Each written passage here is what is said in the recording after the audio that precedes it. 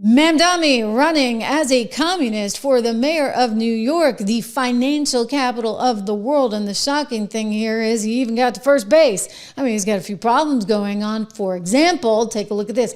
Mamdani faces criminal referrals over alleged foreign donations to his New York City mayoral campaign. So this is coming up, and it's kind of a big deal because he's being accused, if you would, of taking foreign donations. Now, some would say, oh, you know, one of them was just from his mom, no big deal, and he returned it.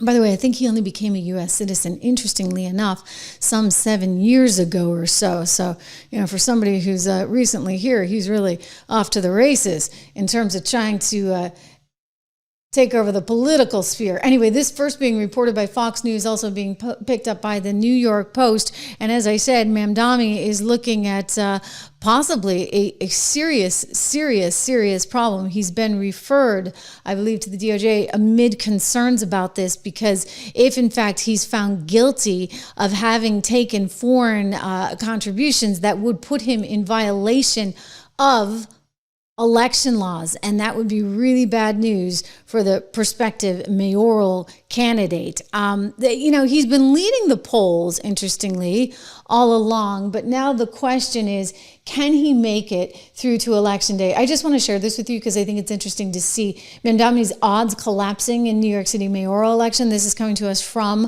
Polymarket. Our friends at Polymarket have actually been pretty spot on, and it's not them. It's actually just everyday, you know, people that are betting on this, albeit not Americans, because Americans can't bet on this, but you go around the world and everybody's like placing bets on what's going to happen. And we saw, what did we see in Polymarket ahead of the election? They kept saying he's going to win, he's going to win, he's going to win.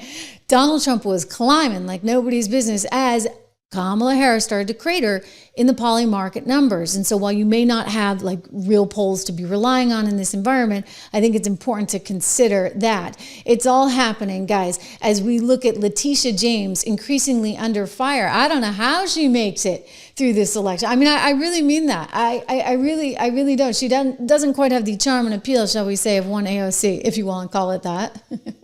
In a time such as this, we are not the crazy ones, New York City. We are not the outlandish ones, New York City. They want us to think we are crazy. We are sane. You keep telling yourself that. Okay, you keep telling yourself that. You and Comrade Mamdani and some of your other little friends in the club, you keep telling yourself you're the sane ones. I actually think you're totally crazy, totally off your rocker. By the way, frankly, dare I say, a bit stupid. Stupido, okay? Stupido. AOC. She's quite dumb, despite apparently studying economics at BU. Boston University must have a very special brand of economics there called communism. Okay, so they like communism and socialism, and they think they can take from you and give to him and him and him and her and her and her. Oh, why not just open up the entire world so everybody can come here, and we can give them more free hotel rooms at the Roosevelt Hotel, which was once 4 or 5 stars, and we can continue to provide maid service there at the Roosevelt Hotel, and we can give them those $300 and something change vouchers in those forms of those little credit cards along with cell phones, etc. Just vote for AOC and Mamdani, right?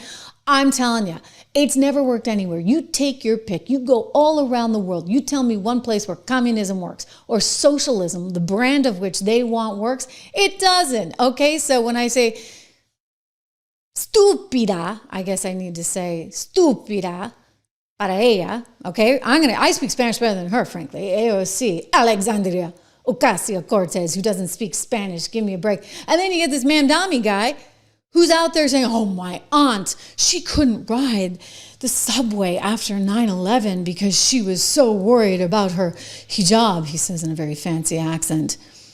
And it turns out his aunt didn't even live in New York City at that particular time. So they're a bunch of liars, and they're just trying to get elected.